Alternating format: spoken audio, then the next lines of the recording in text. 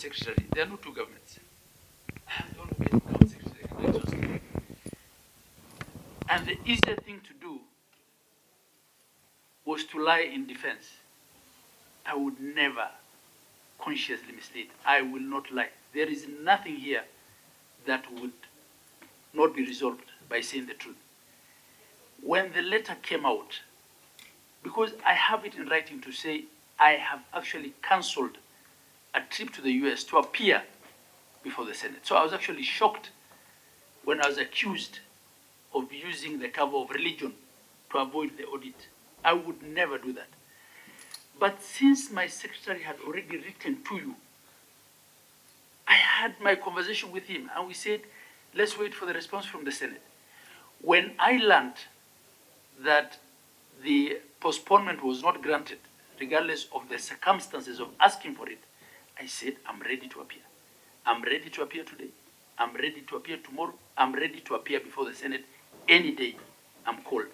And I leave it to you to guide me on how we proceed. Governor, of all the reasons that could have been presented to the Senate to seek a postponement, why did your officer, why did your county pick on a very sensitive and a very respectful matter to do with religion? Of all the reasons, because you have told us the reason why you sought that postponement was because the OAG asked for time, and I'll be asking Sumaili to respond to that. Of all the reasons, you could have blamed floods, you could have blamed the killings in Malindi, you would have blamed Maandamano. Why did you pick on Ramadan? Senator, I did not pick, and that's why I'm saying I have had my conversation with my county secretary. I have it here on WhatsApp, because he told me, I speak to you to ask for postponement. And I said, no, this was postponed before, I want it on schedule. And I said, in the next paragraph, if the auditors are the ones who need a postponement, let them be the ones that are seeking it. And I was not there when the letter was written. I only got to know about it when I came back. But you told me, you want the truth, but nothing but the truth. And I'm saying the truth. So that's a mistake, and I've had my conversation with my county secretary. I will not lie about it. As to whether the auditor had asked him to do that for him and is going to lie about it, or not say it as it is, I will leave that to the conscience of the auditor. But here we are. I am appearing before the Senate. We must, Auditor General is present. The Auditor General is a constitutional office. Sumaili, the yes, governor is putting it on record that it is your office that sought a postponement. Is that a fact? Let me start by saying that our regional offices are also on performance contracting. And all the counties in the northern part, many of them have not appeared, meaning the officers who are there are on lesser boga points. It means that they are not performing because their clients have never appeared in the committee for purposes of interrogation of their reports, because it's also affecting our subsequent audits. What am I saying, Chair? I say immediately we are through with the audit, we are set. That never came from us, Chair. If it could, we rely on documents that we could have written to this committee. Therefore, that is an allegation with no evidence. So I want us to focus on the way forward, because an inaccuracy, the synonym for an inaccuracy is a lie. So let me use a synonym. There are 3 lies that have been put to us. That the OAG sought a postponement. That the governor has gone for Hajj, so we should postpone the sitting. That annexures were sent on time, yet they came this morning. 3 in rapid succession. And I think this is extremely disappointing. And Senator Haji, you might need to recalibrate your confidence levels if that is the situation we are seeing from Wajir County. Honorable members, we must agree on a way forward. It is obvious that we cannot proceed with this sitting because the substantive issues cannot be addressed if the supporting annexures are not before us. The second thing we must address ourselves to are the provisions of the Parliamentary Powers and Privileges Act. What happens when a witness appears and fails to satisfy the committee, and what consequences should we apply? We have had cases where governors have responded 5 days late or 5 days to a sitting, we've sent them home. Where they've responded 6 days, I think Bomet responded 6 days to a sitting, we sent them home. These guys have walked in with their records today. I think this is unprecedented. And the question is, have we reached the threshold for imposition of a fine on the witness that is before us? Honorable members, let's discuss that as a way forward. Senator Methu. Thank you very much, Mr. Chairman, sir. I would wish to confirm that in my entire life, I've been around for 32 years. I've never met Governor Abdullahi. I've never seen him. I only hear about him. So maybe I would have been very, very convinced that he's a good man and did a good job in his first term, as my elder brother, Senator Haji, put it. But from what I have seen this morning, I am not sure I would take that as a true position of my first encounter with the governor. The inconsistencies are, evident. We have spoken about this letter that you sent. A letter was sent to us of your absence, without your authority, without your consent, without your knowledge. An inconsistency about attachments. And Senator Haji raised a fundamental question as to why we cannot look at the responses by the county government. We unfortunately, Senator Haji cannot move because it is out of these annexures that we get answers that we are able to confirm the answers that are in the responses are a true copy of what is happening on the ground. So having said that, Mr. Chairman, we have sent governors away for bringing documents late. We have sent away Bomet, we have sent away Nakuru, we have sent away Mombasa, we have sent away Nairobi, and we have sent away Kisumu. And I'm very, very happy today that you are from the same party with Senator Sifuna, because he always takes a lot of pride that his people are always meticulous. I do not know how he will be able to pull himself out of this mess, because we have never gone this low. In my entire experience as a member of this committee, we have never gone this low. We have never had, at least we have a problem, you have a problem with this side, but we have never had members of the same team having, a problem. It is the county secretary, it is this and this. In my opinion, Mr. Chairman, as a way forward, I am very convinced that Governor Abdullahi Mohammed has met the threshold for imposition of a fine, so that I do not want to use the word that is used in courts of law, that it becomes a lesson to him and others who want to lie before a parliamentary committee and who want to look like, the governor wants to look like he's ready, where in the spirit and the sense of the truth, he is not ready. He was not ready, he has never been ready, and I am very convinced that the letter was not written in the absence of his knowledge. I would not imagine that my personal assistant can write for postponement of my appearance anywhere without my consent. That can never be true. Even that was true, he will no longer serve as my personal assistant. I have seen amongst your chief officers, one of them is for compliance and efficiency. Even this is what you call compliant, because he came here to confirm that everything is compliant. That is why we left women in Wajir, because we come with a person to do with compliance. Even this is what you are calling compliance, then there's a major problem in Wajir. Mr. Chairman, I submit, Governor Abdullahi Mohammed is liable to a fine. Of course, we are not discussing on whether we are going on. I think that is almost unanimous. We are on the second stage. Oh, okay, Senator, who goes first? Okay, Senator Sifuna first. Governor, you have succeeded in handing me over to my enemies and the enemies of the party. Therefore, as your SG, I must express very serious disappointment that you have handed a weapon to those people who think that ODM cannot govern.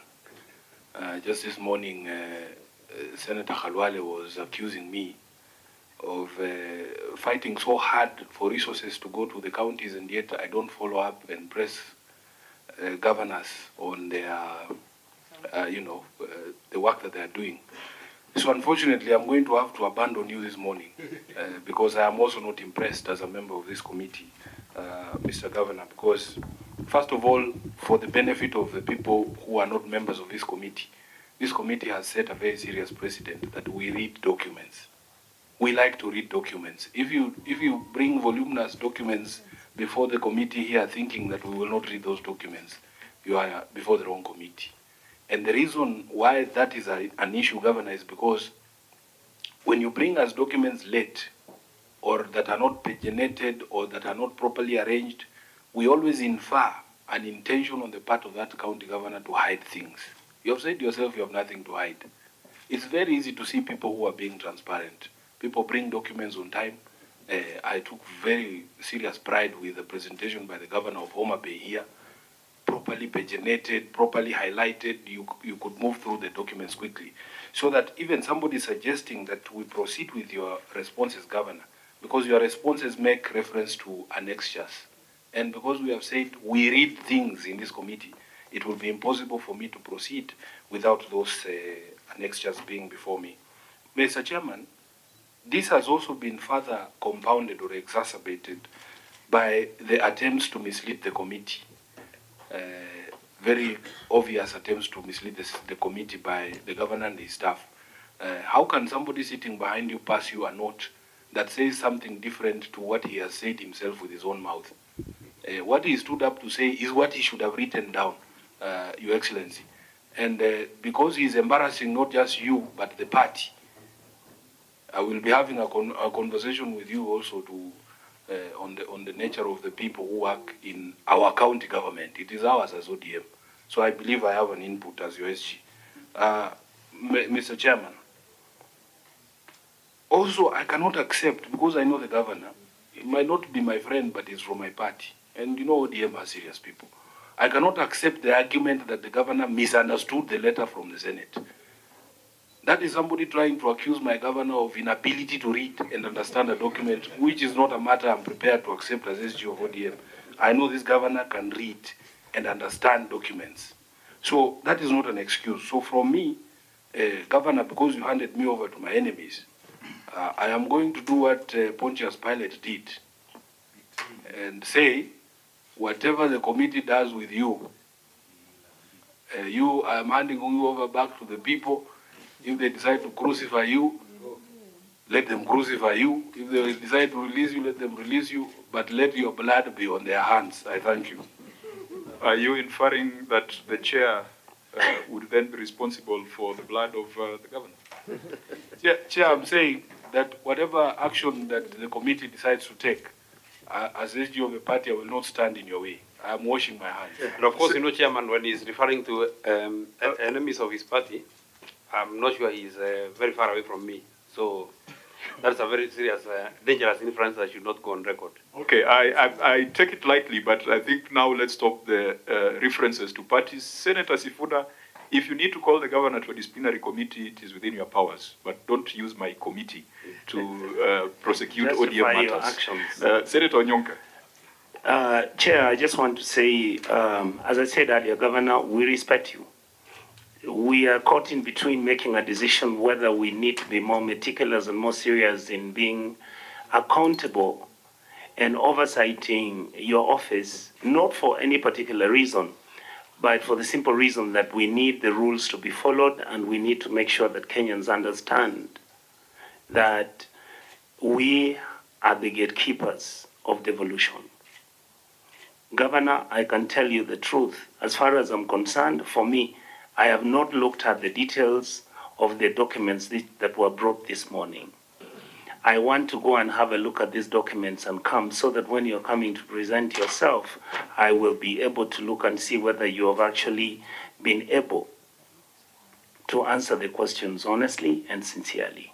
We have no other vested interest. Number one, like you heard from the committee, we had a case where the governor of Nandi, and you know him, he's our friend, he's somebody we highly regard. We told him we couldn't listen to what he was saying, he left. We have another date with him. We have done the same thing with Nairobi County. Governor Sakaja is our friend. He's my friend. I was with him in National Assembly for 15 years. So what we are saying is very simple, Your Excellency. Lack of documents, lack of having management meetings with the Auditor General's office, ability for governors or their representatives not to agree to come to these committees for us to discuss issues which are about oversight. For us, these are now critical issues. Let me tell you why, Governor. Kenyans really now don't care whether the money that you're going to get is 385 million or 407. All of them are saying county governments are being mismanaged. And we don't want that narrative to be out here. We are proud of you. Why? Because of what my leader, Senator Haji, said. Your record stands for itself. So we don't even understand why there will be a problem of delivering documents on time, organizing your team to come, we sit down, interrogate the issues, we finish, you go. Many of these issues don't need much really, and yet you can see where we are. So unfortunately, Governor, I'm also your friend. You know I'm an ODM senator. I have no choice but to also recommend that the chair makes decisions which I will agree with. If he censures you and he fines you, I will stand by him, and this time I will not support you. Thank you. Okay, Senator Abbas. Chairman, I think you're almost going to a statement. Can I say something before? Yeah, I know Senator Abbas had sought for the mic, but do you want to speak now or you want to speak having... I want to give an opinion. Oh, okay. Please, if you don't mind. Fine. Yeah, I think, Chair, I would request the governor and his team, as the committee said, if the document came late, what they normally do is they know best, actually, because I've not been attending the meetings. So I think I will ask and request the governor and his team to request and give an opinion instead of going to statements. So at least we can move forward. And I'll suggest, Chairman, that we didn't hear the last bit. I'm saying that, Chairman, I mean, we almost getting to a stalemate. The committee and the governor's team are getting almost stalemate. So now we move forward. That it is not wrong to request for time, I mean, for a while, or ask for another time, instead of, push and pull and, always asking one another, that this is true and this is not true. I think we still have time. I'll request the chair to at least understand. And as I said, one thing I can show you is that there is no two teams from Wajir. From the best of my knowledge, the governor is in control, and to the best of my ability, to the knowledge, he's in control. Therefore, whatever happened, maybe it was also an oversight because of his absence.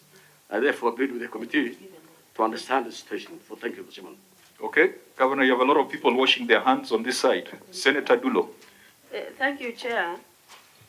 I think at this stage we don't have a stalemate. We are the passing of a judgment. And I think that is the position we are at.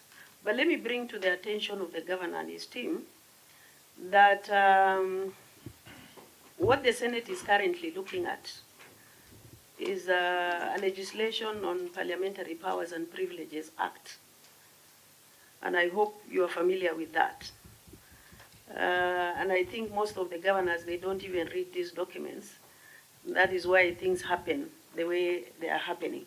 So I read the first subsection, that is procedures if witness fails to appear before Parliament. Oh, you've lost it.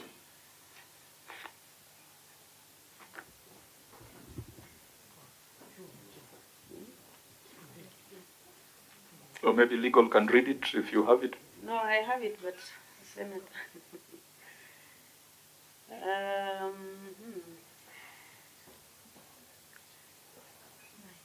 19, Chair, it reads, Where a witness summoned does not appear or appears but fails to satisfy the relevant House of Parliament or committee, the relevant House or committee may impose upon the witness such fine not exceeding 500,000 shillings, having regard to the witness' condition in life and all the circumstances of the case. 2, a person may pay the fine under subsection 1 to the clerk of the relevant house. 3, Parliament or its committee may order the arrest of a person who fails to honor the summons. And I believe the governor is not aware of this, and that is why the committee is hard on you. Having been in this committee and in the House for almost, this is my 3rd term, I think such a scenario has never happened before us.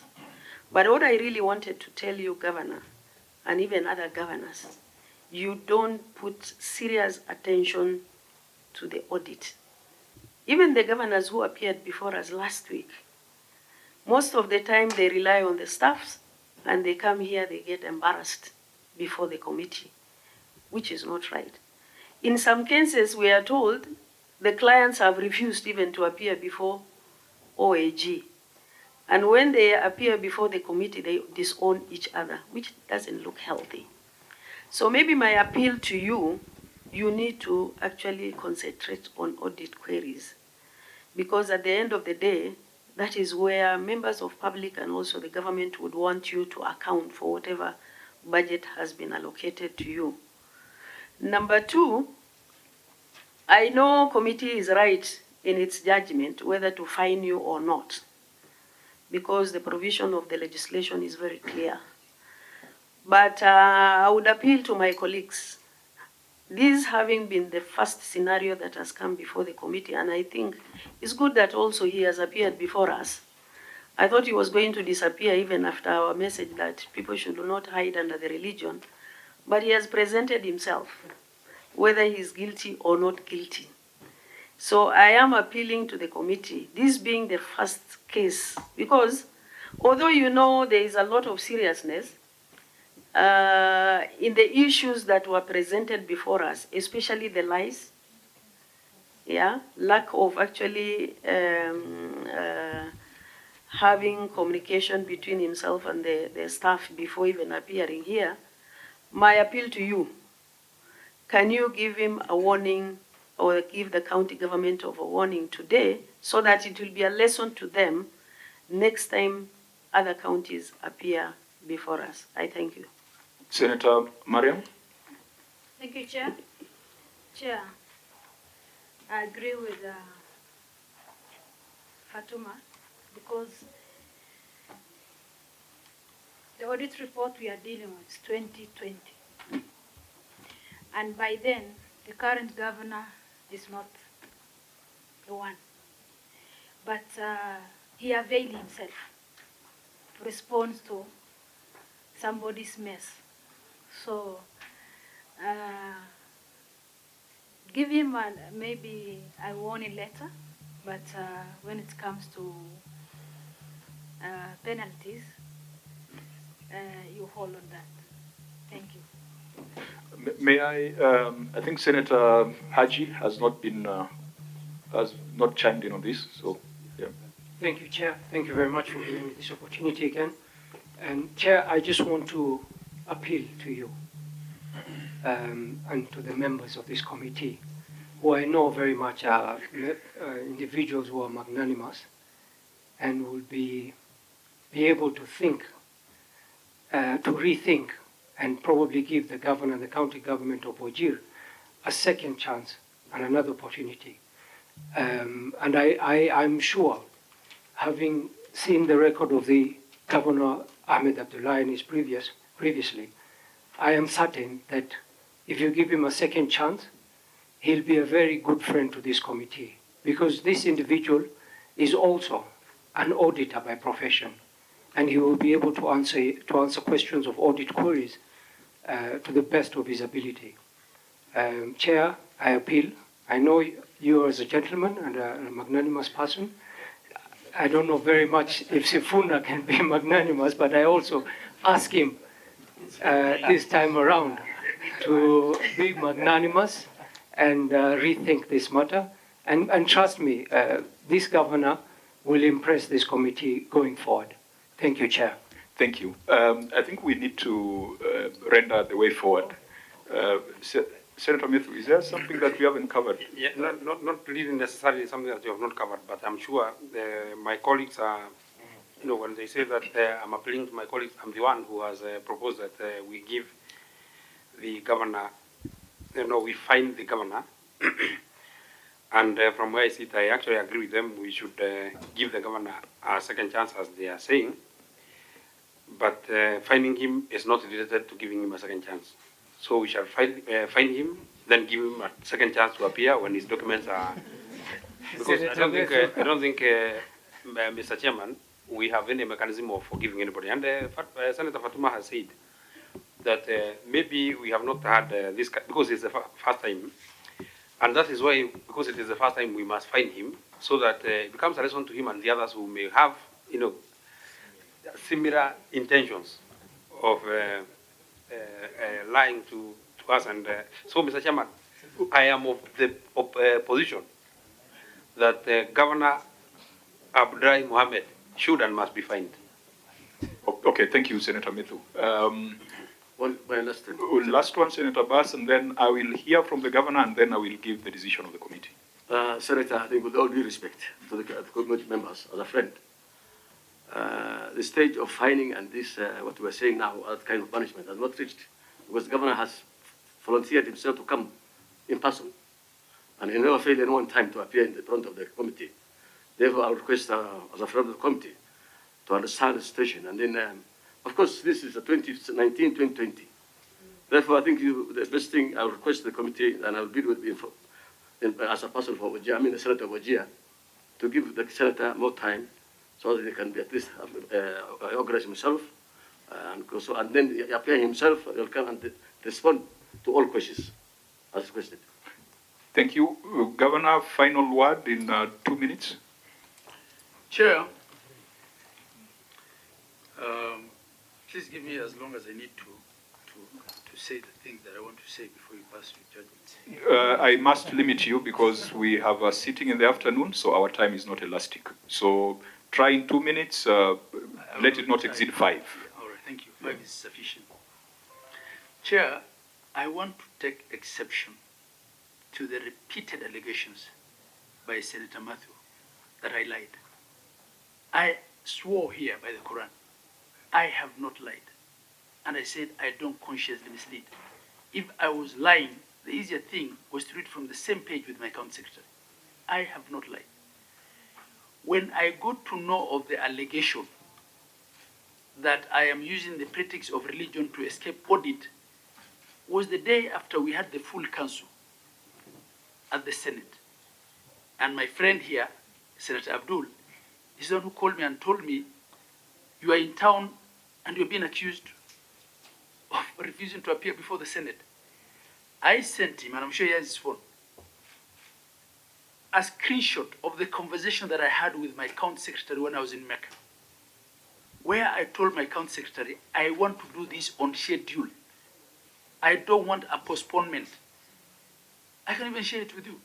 And actually, I put it there. If it is the auditors that are seeking a postponement, let them be the ones doing that. So I'm not lying.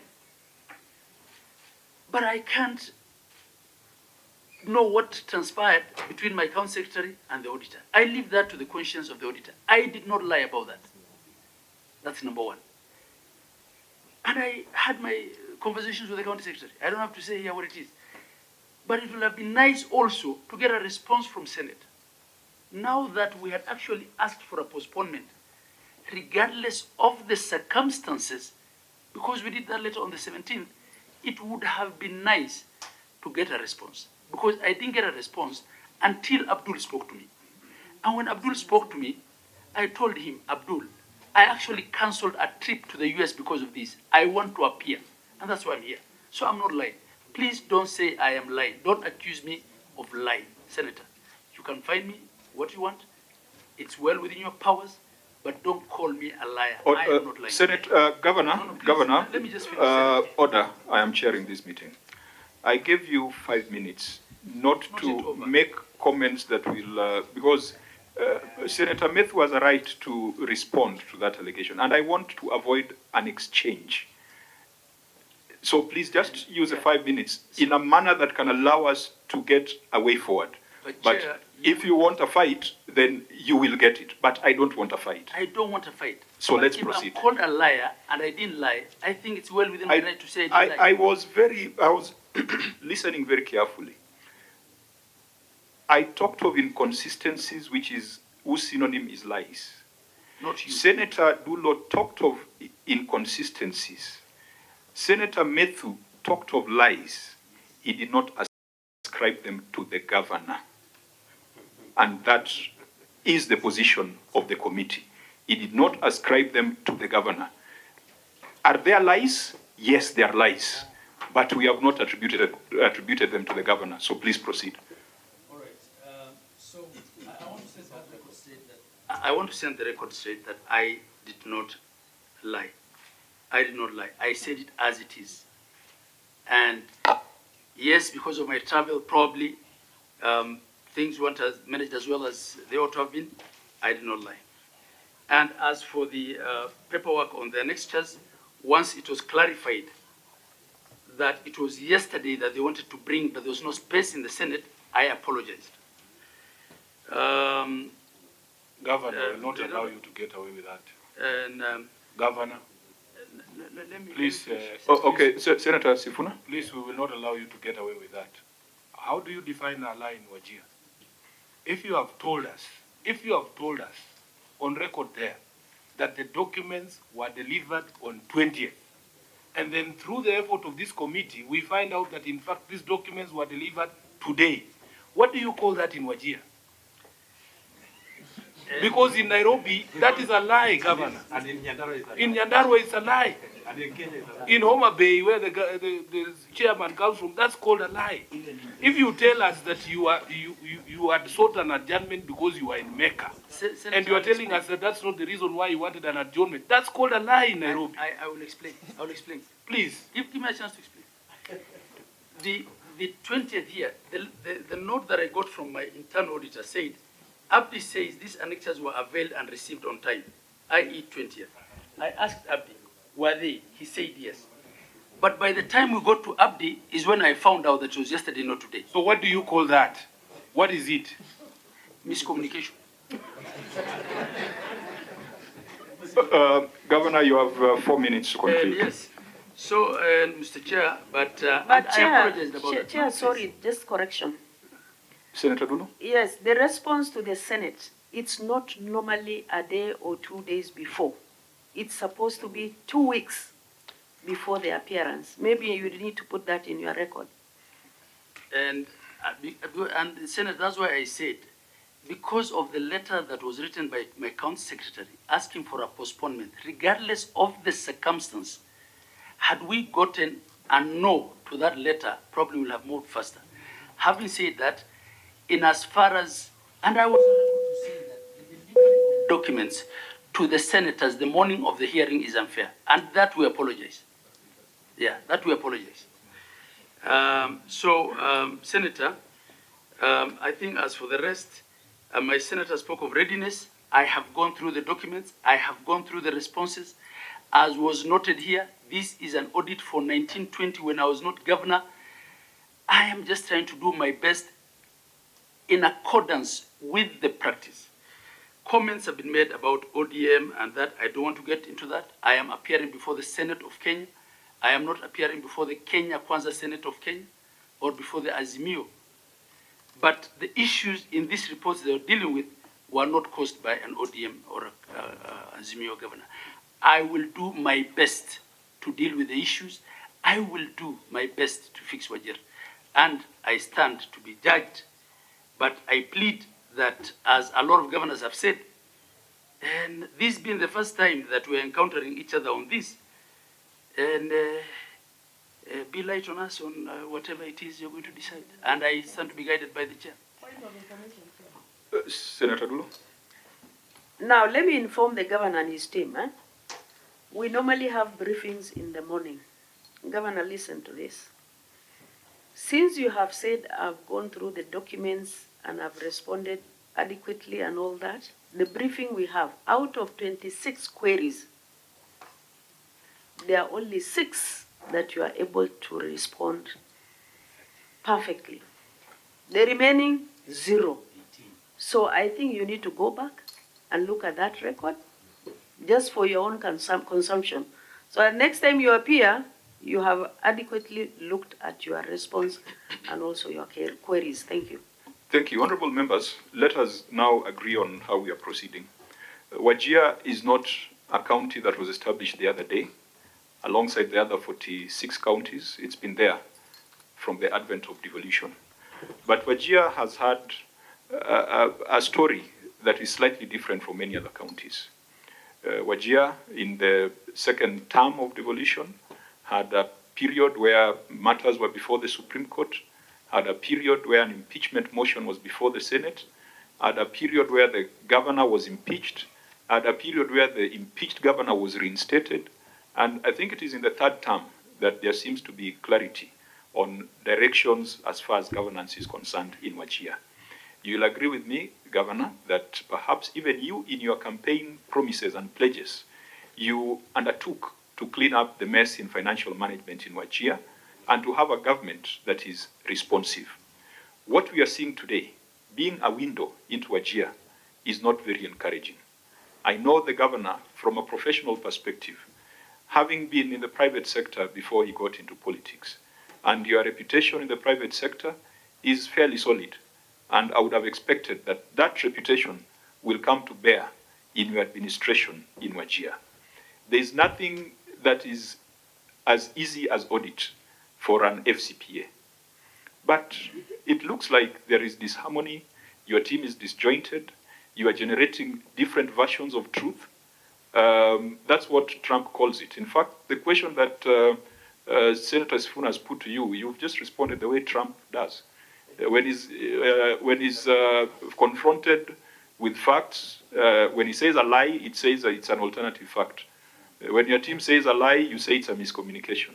A lie is a lie, whether in Wajir or in Nairobi. What can we do as a Senate to assure the people of Wajir that the Senate is serious? What action should we take to send a message to the officers sitting on both sides and behind you that this is a serious matter? Because sometimes you inherit officers from past administration whose job is to undermine you and to make you look bad and to make you look very uneducated before a Senate committee. Governor, the actions or whatever has been displayed here, in my view, cannot be an error of omission. It must be of commission. It cannot be an issue of ignorance on your part, an FCPA. If it is not ignorance, I'm seeing it is bordering on arrogance and contempt of the Senate. But that is my perception. There could be other facts that lie behind. The question we are asking ourselves as a Senate, the letter that we have addressed and the situation we are in right now, is it an effort to escape accountability? Is it an effort to frustrate the work of the Senate? Is it contempt of Parliament and Senate? Are we misusing religion to escape accountability? It would be extremely sad, and I'm glad, Governor, you have clarified that there could have been other reasons, which we do not agree with. I do not agree that the OAG is the one who asked for this postponement, because if that was the case, you would have provided the letter. Your county secretary lied to the Senate. And I think we must find a way of meting out consequences on that lie. You have disowned your county secretary for having lied to the Senate on the basis of faith. The most sacred reason, the most sacred zone, that even the chair was already convinced that if someone is in Mecca, then let us allow them to conclude their prayers. Someone who would lie about religion would probably disown their parents, because if you lie about God, then what else would you lie about? That is extremely unfortunate, Governor. We must take a decision that is not a slap on the wrist.